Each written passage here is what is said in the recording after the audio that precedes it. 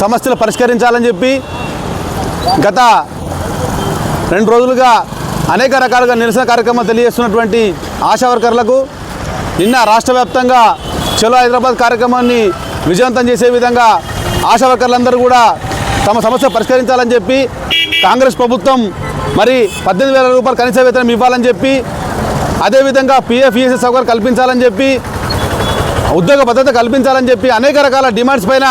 ఏదైతే రాష్ట్ర ప్రభుత్వానికి వ్యతిరేకంగా ఏదైతే నిన్న జరిగినటువంటి పోరాటం ఏదైతే ఉందో దాంట్లో భాగంగా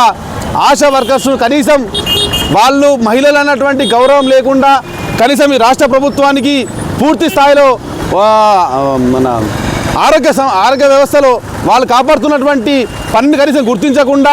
వాళ్ళు చేసిన పనిని కనీసం లెక్క చేయకుండా గత కొన్ని రోజులుగా వాళ్ళు అసెంబ్లీ సాక్షిగా చెప్పినటువంటి మాటలను మరి ఈరోజు మీరు రాష్ట్రంలో గద్దెకెక్కి ఈరోజు ఓడు దాటిన తర్వాత మళ్ళీ ఓడు దాటిన బుడ్డ వల్లన్నట్టు ఏదైతే రాష్ట్ర ప్రభుత్వం చేస్తూ ఉంది దానికి నిరసనగా ఈరోజు ఏదైతే కార్యక్రమాలు చేపడుతూ ఉన్నారో దాన్ని శాంతియుతంగా పోరాటం చేస్తున్నటువంటి ఆశా వర్కర్ల పైన అత్యంత ఘోరంగా పోలీసులను పెట్టించి దారుణంగా వాళ్ళని వీడ్చుకెళ్ళి లోపలేసేసి వాళ్ళ సమస్యలు కనీసము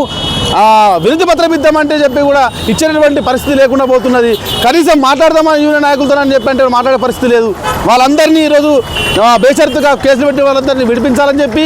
అదేవిధంగా ఈ సమస్యలను వెంటనే పరిష్కరించాలని చెప్పి రాష్ట్ర వ్యాప్తంగా జరుగుతున్న పోరాటంలో భాగంగా బైంసా మండల కేంద్రంలో ఏదైతే బైంసా మండల కేంద్రంలో బాబాసాహెబ్ అంబేద్కర్ గారి ముందర